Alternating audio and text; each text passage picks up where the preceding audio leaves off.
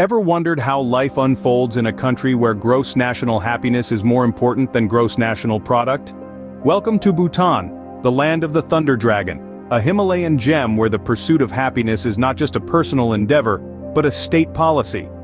Nestled between China and India, Bhutan is a unique mosaic of ancient traditions and modern sensibilities. Here, culture isn't just a part of life, it's the essence of it. Polyandry, the practice of having multiple husbands, is just one of the many intriguing customs that make Bhutanese culture so distinctive. Add to this a conscious approach to tourism, limiting the number of visitors to preserve the country's pristine environment and rich heritage, and you have a nation unlike any other. Bhutan is a place where happiness is measured not in material wealth, but in the well-being of its people and their harmony with nature. Join us as we delve into the charming and enigmatic world of Bhutanese culture and customs. In Bhutan, tradition is not just a part of life, it is life itself. Bhutanese culture is a vibrant tapestry woven with threads of tradition, customs, and history. At the heart of this tapestry you'll find the traditional dress, the go for men and the kira for women. The go, a knee-length robe tied at the waist by a cloth belt, is not just a piece of clothing, but a symbol of Bhutanese identity. Similarly, the kira, an ankle-length dress worn by women, exudes grace and elegance, reflecting the strength and beauty of Bhutanese women. Language, too, is a powerful testament to Bhutan's heritage. Dzongkha, the national language, is more than a means of communication. It's a living relic of Bhutan's storied past. Each word, each phrase, is a whisper of ancient tales, echoing through the valleys and mountains of this mystical nation. But what's life without a dash of spice, or in Bhutan's case a hearty bowl of imadachi? This national dish, made from chilies and cheese, is a culinary embodiment of Bhutanese culture. It's fiery, bold, and unapologetic, just like the spirit of the Bhutanese people. Accompanying the imadachi is the red rice, a nutrient-rich grain that's as integral to the Bhutanese diet as tradition is to their way of life. But these are not mere relics of a bygone era. Bhutan society today is a captivating blend of the old and the new. The go and kira are worn with pride, not just during festivals but in everyday life. Dzongkha continues to be spoken, preserving the nation's tales and traditions. And of course, a meal is incomplete without a serving of emadachi and red rice. As we delve deeper into Bhutan's culture, we find that tradition is not just preserved but cherished. It's a way of life, a pulse that throbs through every Bhutanese heart, a rhythm that guides every step. Bhutan, a land where past and present coexist, where the old nurtures the new. Indeed, Bhutan's culture is a tapestry of ancient traditions that continue to thrive in the modern world. Spirituality is not just a practice in Bhutan, it's a way of life. In the heart of the Himalayas, Bhutan is a country where spirituality and culture are inextricably linked. Buddhism, the country's state religion, has shaped Bhutanese culture in profound ways, shaping its art, architecture, customs, and even its national identity.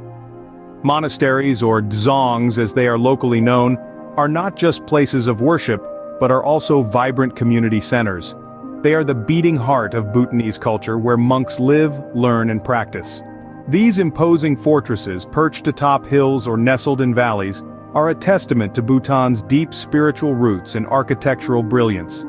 The Bhutanese landscape is also dotted with prayer flags fluttering in the wind, carrying messages of peace, compassion, and wisdom to all corners of the kingdom. These flags, with their vibrant colors and intricate designs, are a constant reminder of the spiritual ethos that pervades every aspect of Bhutanese life. And then there are the festivals, or chechus as they are called in Bhutan. These are grand events filled with dance, music, and merriment. One of the most popular is the Thimphu Chechu, a 3-day extravaganza that brings together people from all walks of life. It's a time for spiritual reflection, community bonding, and cultural celebration. These festivals are not just about fun and frolic, but also serve as a living testament to Bhutan's rich spiritual heritage. In Bhutan, spirituality is also woven into the fabric of daily life. From the first prayer of the day at dawn to the last mantra whispered before sleep, spirituality is a constant companion. It's there in the respect for all forms of life, in the reverence for nature, and in the pursuit of happiness over material wealth. In Bhutan, spirituality and daily life are so intertwined that it's hard to tell where one ends and the other begins. The Bhutanese have managed to create a society where spirituality is not confined to temples and scriptures, but is a lived experience, deeply ingrained in their everyday lives. It's a testament to their unique culture and a lesson in living that the rest of the world could learn from. In the Western world, it's one spouse for one person, but in Bhutan, things can be a little different. The concept of love and marriage in the land of the Thunder Dragon is as unique and intriguing as the country itself.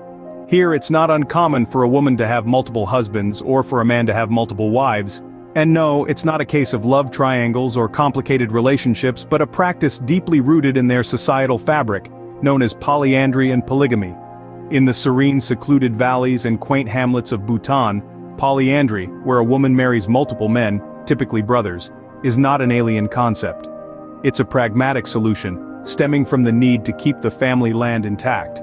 Instead of the property being divided among siblings, it remains within the family, ensuring everyone's sustenance. Similarly, polygamy, though less common, is not unheard of. It's usually practiced among the well-to-do, where a man may have multiple wives, often sisters. This practice, too, is rooted in practicality and the preservation of wealth within the family. But don't let these practices mislead you into thinking Bhutanese marriages are devoid of romance. Love is an integral part of these relationships, blooming amidst shared responsibilities and mutual respect. The Bhutanese believe in the simple philosophy of living and letting live, their practices reflecting a deep understanding of human nature and societal needs. It's also worth noting that these practices, while intriguing, are not universally followed in Bhutan. The younger generation, influenced by modern ideologies, often opts for monogamy. The government, too, has been encouraging monogamy to promote gender equality and to curb the spread of sexually transmitted diseases. So, in essence, love and marriage in Bhutan are not just about romantic notions, but also about practicality, sustainability, and societal harmony. They are a reflection of the country's unique culture, deeply intertwined with its spiritual ethos and agrarian lifestyle. So, love and marriage in Bhutan are just as unique as the country itself. While most countries strive to attract as many tourists as possible, Bhutan prefers quality over quantity.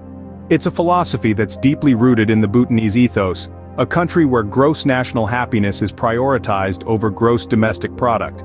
This philosophy is encapsulated in Bhutan's high-value, low-impact tourism policy, a unique approach that sets Bhutan apart from the rest of the world. Instead of marketing their country to the masses, Bhutan targets discerning travelers who value and respect the nation's culture and environment. So what does high-value, low-impact mean, exactly? It's not about the monetary worth of a tourist, but the value they bring in terms of understanding, respect, and appreciation for Bhutan's unique way of life. Tourists are encouraged to immerse themselves in the local culture, to learn, to participate, and most importantly, to respect the traditions and customs of this ancient land. The low-impact part of the policy refers to minimizing the negative effects of tourism on the environment and culture. It's a delicate balance, ensuring that the influx of visitors does not disrupt the tranquility of the country nor harm its pristine environment. It's about leaving nothing but footprints and taking nothing but photographs and memories. The policy also includes a daily tariff for tourists, which might seem off-putting at first glance. However, this tariff is a clever way of ensuring that tourism directly benefits the local communities. It includes accommodation, food, guide services, and even a contribution to the country's Sustainable Development Fund. This thoughtful approach to tourism helps preserve Bhutan's natural and cultural heritage. It's a model that ensures the country's traditions, environment, and way of life are maintained for future generations. And while it may limit the number of tourists, it ensures that those who do visit have a deep-seated appreciation for this unique country. Bhutan, it seems, is not just a country but an experience, reserved for the few who truly appreciate its value. Bhutanese women are not just known for their physical beauty but also their strength and resilience. In the serene valleys of Bhutan, women have been playing an instrumental role in shaping the society.